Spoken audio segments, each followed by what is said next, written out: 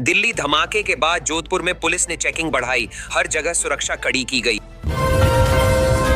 खाटू श्याम मंदिर में भक्तों की भीड़, वीआईपी दर्शन बंद होने से नाराजगी देखी गई। मंदिर प्रशासन ने खाटू श्याम दर्शन का समय बदला, भीड़ नियंत्रण और सुरक्षा मुख्य उद्देश्य। सर्दी में मक्की का धोखला लोकप्रिय हुआ, सेहतमंद और ऊर्जा देने वाला व्यंजन बना ट्रेंड। नामी ब्रांड्स की फ्रेंचाइजी दिलाने के नाम पर ठगी, पुलिस ने सतर्क रहने की अपील की। जोधपुर दिल्ली कैंट वंदे भारत एक्सप्रेस यात्रियों की पहली पसंद, बुकिंग बढ़ने पर सीटें जोड़ी गईं। यूनिट टेस्ट विवाद के बाद शिक्षा विभाग ने आदेश वापस लिए, पुराने शेड्यूल पर परीक्षाएं होंगी। 10 से 14 नवंबर तक भयंकर शीतलहर अलर्ट, लोगों को सावधानी बरतने की सलाह दी गई। डूंगरपुर में बेटे ने चांदी के कड़े के लिए माता पिता की हत्या कर दी। कांग्रेस का हस्ताक्षर अभियान पूरा, हजारों लोगों ने भाग लिया, दस्तखत दिल्ली पहुंचाए जाएंगे। जयपुर रोड एक्सीडेंट के बाद सड़क सुरक्षा पर सख्ती, मरम्मत और जल निकासी के आदेश दिए गए।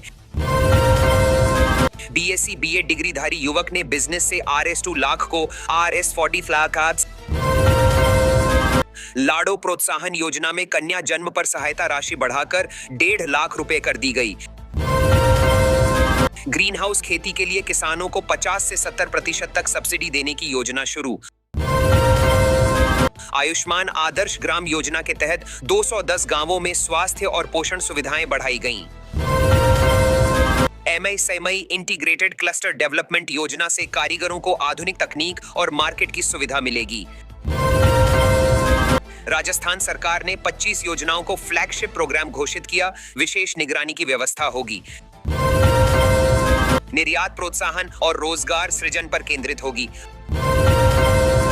RGHS योजना में OPD और जांच की सीमा बढ़ाई गई, पेंशन धारकों को राहत मिलेगी। सरकारी भवनों में सोलर सिस्टम लगाने की योजना शुरू, बिजली खर्च घटेगा और पर्यावरण बचेगा। जन सूचना पोर्टल सक्रिय, अब सभी सरकारी योजनाओं और सेवाओं की जानकारी ऑनलाइन उपलब्ध।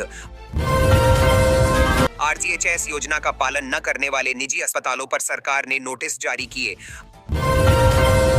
अंता उपचुनाव के मतदान दल रवाना, सभी 268 मतदान केंद्रों पर सुरक्षा और तैयारी पूरी। बीजेपी ने घुसपैठिए वोटर्स पर नजर रखने के लिए वॉर रूम और टेक्निकल टीम बनाई।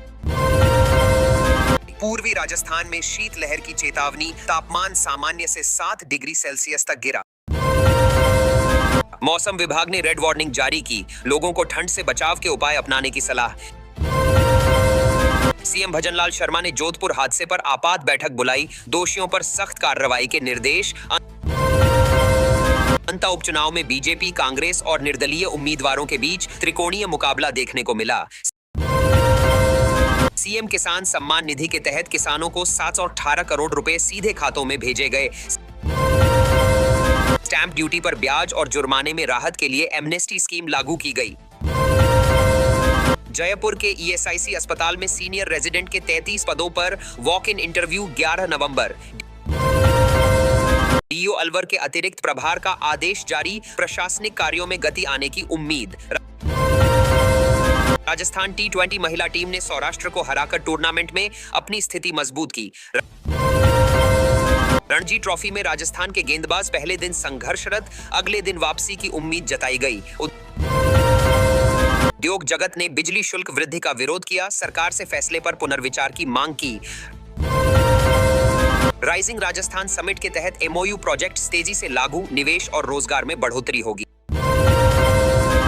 दिसंबर 2025 के राइजिंग राजस्थान कॉन्क्लेव में निवेशकों की भागीदारी और नई परियोजनाओं पर फोकस रहेगा। RIICO ने 347 हेक्टेयर भूमि उद्योगों के लिए दी, राज्य में औद्योगिक क्लस्टर तेजी से विकसित हो रहे। राज्य सरकार ने ठेकेदारों के लंबित बिलों के भुगतान हेतु RS132 करोड़ जारी कर राहत दी। किसानों को ग्रीन हाउस खेती पर 50 से 70% सब्सिडी देने की नई योजना शुरू। नई निवेश नीति RIPS 2024 लागू, ग्रीन ग्रोथ और रोजगार सृजन पर दिया गया विशेष जोर। RGHS योजना में OPD सीमा बढ़ी, पेंशन धारकों को बेहतर स्वास्थ्य सुविधाओं का लाभ मिलेगा। जयपुर में जन सूचना पोर्टल पुनः सक्रिय, नागरिकों को एक ही प्लेटफॉर्म पर योजनाओं की जानकारी। RGHS योजना से जुड़े अस्पतालों पर कार्रवाई, सरकार ने नोटिस भेजकर नियम पालन के निर्देश दिए। उदयपुर में जनजातीय काष्ठ कला को पुनर्जीवित करने हेतु विशेष अभियान और प्रशिक्षण कार्यक्रम शुरू। DNT समाज का जयपुर महापड़ाव खत्म, 26 नवंबर को मंत्रियों से बातचीत करने पर सहमति बनी। भीलवाड़ा जेल में कांस्टेबल ने खुद को गोली मारी, पुलिस जांच में जुटी, तनाव की आशंका। बूंदी महोत्सव में देशी विदेशी सैलानियों ने नवल सागर झील पर दीपदान कर मनाया पर्व। Indian idol fame Salman Ali Bundi महोत्सव में आज लाइव परफॉर्म करेंगे, दर्शकों में उत्साह।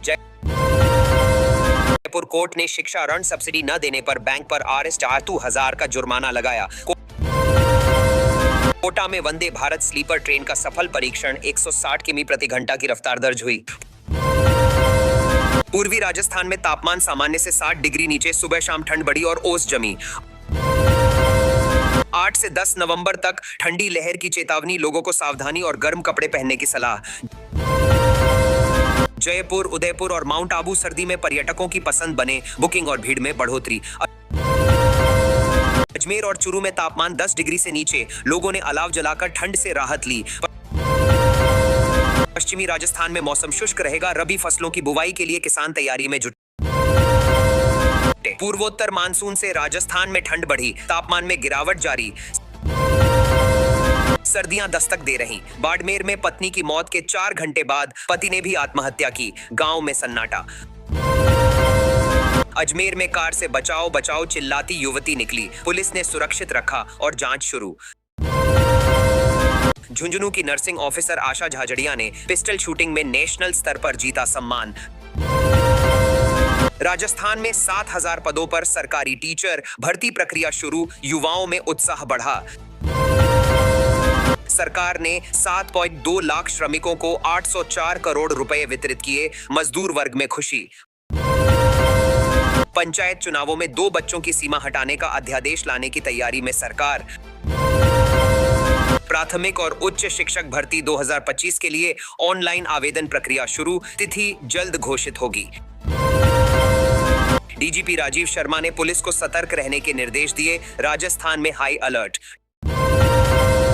डूंगरपुर में सोशल मीडिया इन्फ्लुएंसर पर हमला, करौली में विरोध तेज, जांच में जुटी पुलिस। कंडक्टर भर्ती परीक्षा में 28,000 उम्मीदवार अनुपस्थित, परिणाम दिसंबर के पहले सप्ताह में आएंगे। नाहरगढ़ किले में लायन सफारी शुरू, जल्द ही टाइगर सफारी भी लॉन्च की जाएगी। अंता विधानसभा उपचुनाव में मतदान जारी, मतदाताओं में उत्साह, परिणाम 14 नवंबर को घोषित होंगे।